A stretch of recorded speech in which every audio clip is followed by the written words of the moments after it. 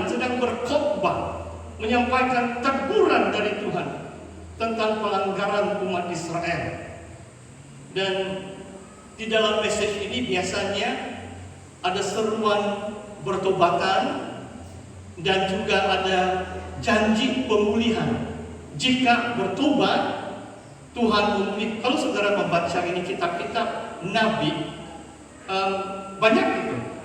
Memang beberapa bab yang pertama itu, wah, amaran itu keras. Tapi kemudian ada janji-janji juga. Tuhan akan memulihkan kamu begini-begini. Kalau sudah sekian lama kamu sudah dibuang negeri karena itulah hukuman Tuhan untuk Israel. Namun kemudian hari Tuhan akan memulihkan, sebab Dia tidak berniat menghancurkan atau membinasakan umatnya sendiri. Dia mau menyelamatkan mereka. Sama juga dalam perjanjian baru kan. Kalau surat Ibrani, kenapa Tuhan menghardik atau mendisiplinkan umatnya? Sebab Dia mengasihi kita sebagai anak. Mana ada bapak yang tidak disiplin anaknya kalau anak itu nakal kan? So kita mau mereka jadi baik. Itulah kita menghardik atau mendisiplinkan anak-anak kita. Dalam Ibrani mengatakan supaya mereka beroleh bahagian dalam kekudusan Tuhan. Tanpa kekudusan tidak ada manusia dapat melihat Allah. Oke. Sekarang ada dua bahagian.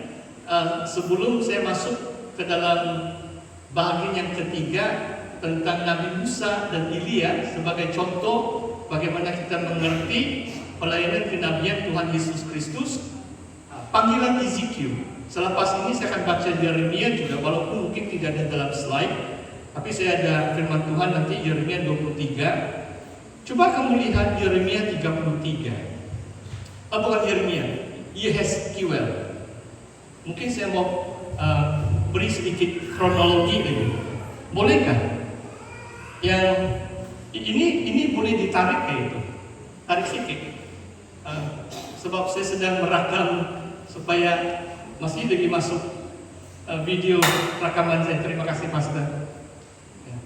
Mungkin 1-2 kaki cukup sudah. Oke, terima kasih. Boleh sudah.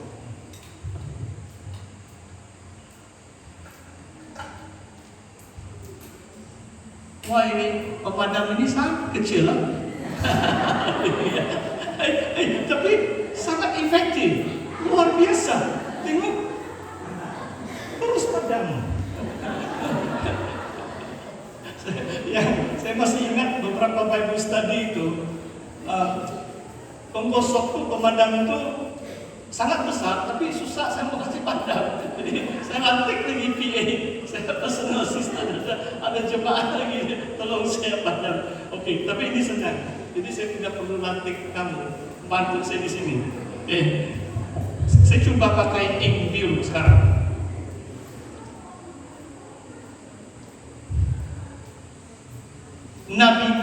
Nabi-nabi ya.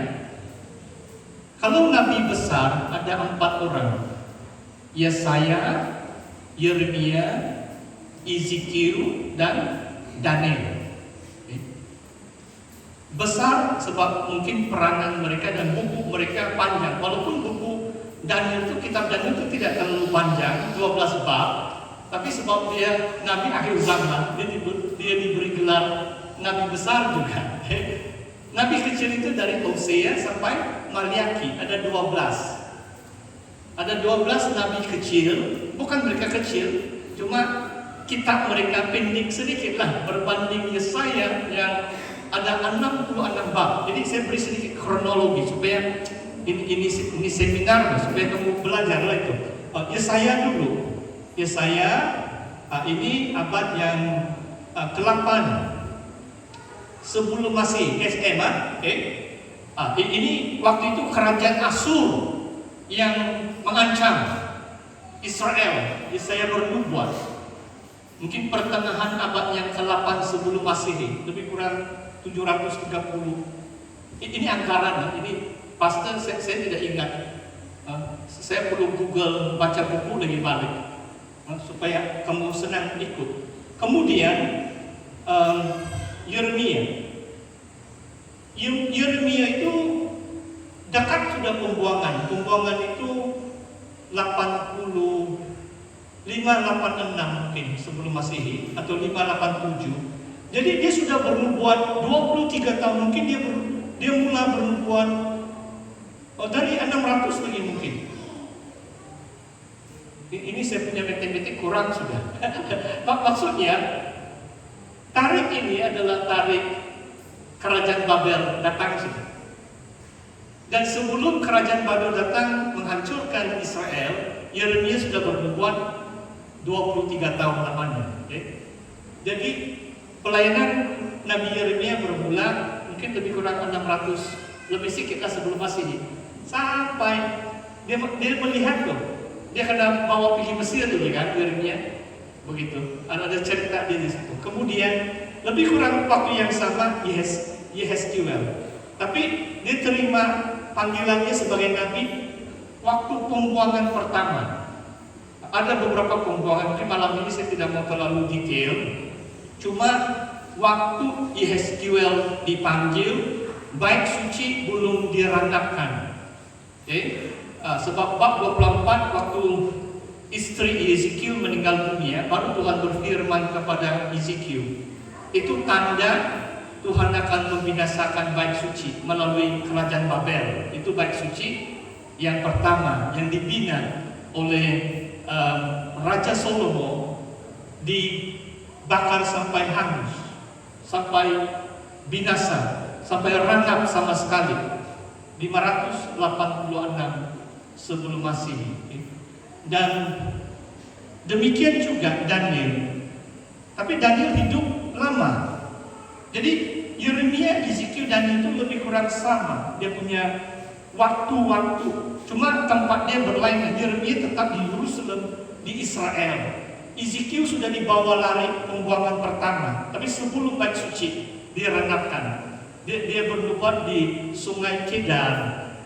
Sudah di negeri asing sudah itu kan. Dan Daniel itu dia sebagai bangsawan, dia kerabat raja. Dia juga mungkin pembuangan pertama, dia sudah diangkat ke Babel, dilatih. Tetapi dia melayani sampai Raja Koresi. Dia hidup tua itu sebagai pemuda. Saya beri andaian saja, Daniel mungkin 25 tahun sampai 80-an tuh. Daniel melayani sebagai nabi cukup lama. Beberapa raja Babylon sampai Raja Persia, mungkin 50 tahun pelayanan Nabi Daniel di situ. Okay? Ini sedikit kronologi. Ini sebelum Masehi, sebelum kedatangan Tuhan. Dan mereka semua disebut sebagai nabi-nabi. Itulah penting kalau kita mau paham siapakah itu nabi, peranan nabi itu. Bacalah semua keempat nabi besar itu. Dan saya masih ingat ini supaya bukan hanya teori yang saya fungsikan malam ini. Mungkin Pastor Richie belum tahun yang ketiga waktu itu, tahun 2016 saya masuk sebagai guru di MTS Dinamaus. Saya ajar kelas tahun ketiga. Jadi saya tanya mereka, apakah nama panggilan Nabi Yehezkiel? Bila Tuhan berfirman kepada Yehezkiel, apa yang Tuhan panggil Yehezkiel? Senang saja kan kalau kamu sudah baca Nabi Yehezkiel. Apakah panggilan Yehezkiel? Berulang kali itu Tuhan tidak panggil dia Yehezkiel itu. Sangat penting gelar itu. Dan waktu itu ini cerita saja. Semua yang saya pernah ajar, saya anggap mereka teman sepelayanan saya. Cuma saya saksikan. Saya rasa waktu itu sebab sedikit ini pelajaran Alkitab diajar di sekolah kita. Jadi tahun ketiga pun mereka tidak dapat jawab waktu itu. Tidak tahu lah, mungkin orang kita ini malu-malu. Pandai jawab pun mereka segan bahkan. Jadi mungkin begitu. Dan sebenarnya jawabannya adalah anak manusia, the son of man. Saudara tahu kitab Ezekiel, kamu baca, kamu mesti baca. Sebenarnya kitab Ezekiel di antara kitab yang paling penting untuk mengerti kitab Wahyu. Sebab Yohanes kerap kali dalam waktu dia menulis kitab Wahyu, dia menggunakan ilustrasi simbolisme dari kitab Yehezkiel. Di antara beberapa kitab paling penting untuk mengerti kitab Wahyu adalah kitab Yehezkiel. Oke, anak manusia. Kenapa anak manusia itu penting? Salah satu identiti Tuhan Yesus, bila Tuhan Yesus menggalah diri dia, apa yang dia pakai? Anak manusia kan? Ya. Bagi saya percaya hanya 2 tempat saja dalam perjanjian lama ada anak manusia. Ini ada lain sih kitab, tapi saya mau jelaskan kenapa tokoh Yehezkiel ini begitu penting. Pertama, Yesus memang merujuk dirinya sendiri sebagai yang datang menghadap, yang duduk di takhta itu, menerima otoriti, memerintah bangsa-bangsa. Daniel bab 7, anak manusia kan menghampiri takhta yang situa di situ, Ancient of Days. Mungkin dalam penglihatan Daniel, Tuhan itu macam rambut putih dan sebagainya lah. Sebab sebutan dia adalah, saya minta maaf kadang-kadang sebab saya tidak begitu ingat dalam bahasa Melayu. Dalam bahasa Inggris, Ancient of Days, macam sudah ancient, sudah tua lah itu. Oke. Tapi anak manusia itu, bila Yesus menggelar dirinya anak manusia, dia mengatakan bahwa itulah akulah yang akan terima otoriti dari Bapa, kan? Memerintah bangsa-bangsa. Daniel 7. Tambahannya adalah saya percaya untuk lebih mengerti pelayanan kenabian Yesus Kristus, sebab Yesus kerap kali menggunakan anak manusia. Hanya Yehezkiel yang Tuhan panggil anak manusia, kan? Jadi kita belajar tentang hidup riwayat Yesus sebagai nabi dengan mempelajari kenabian Yehezkiel. Sebab hanya Yehezkiel yang dipanggil sebagai anak manusia. Lebih 90 kali di dalam kitab Yehezkiel, bila Tuhan berbicara kepada Yehezkiel, dia memanggil Yehezkiel, hai anak manusia. Dan itu juga nama Yesus. Yesus memanggil dirinya. Kalau anak, banyak kali, mungkin 40-50 kali dalam keempat Injil, Yesus memanggil dirinya anak manusia. Jadi saya harap kamu memahami itu. Cuma susah, saya mau kupas lebih. Oke, kembali kepada ayat ini. Ayat ini saya rasa sangat penting. Ini salah inti daripada pelayanan kenabian adalah memberi amaran supaya orang benar itu tidak jatuh ke dalam dosa, dan supaya orang fasik, orang berdosa itu bertobat, kembali buat yang baik. Jadi saya baca ayat ini. Kebenaran orang benar tidak menyelamatkan dia pada waktunya jatuh ke dalam pelanggaran, dan kejahatan orang jahat tidak menyebabkan dia tersandung pada waktu ia bertobat dari kejahatannya. Dan orang benar tidak dapat hidup karena kebenarannya pada waktu ia berbuat dosa. Coba kamu hayatin ayat ini.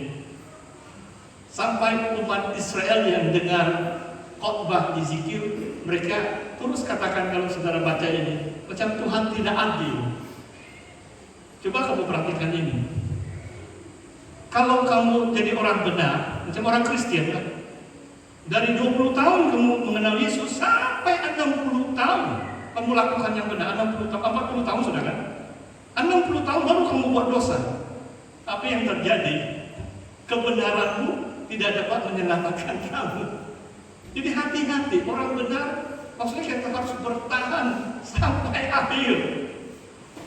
Ada kalimat atau ada istilah mati dalam dosa kan? Jangan kita karena sebut kita mati dalam dosa.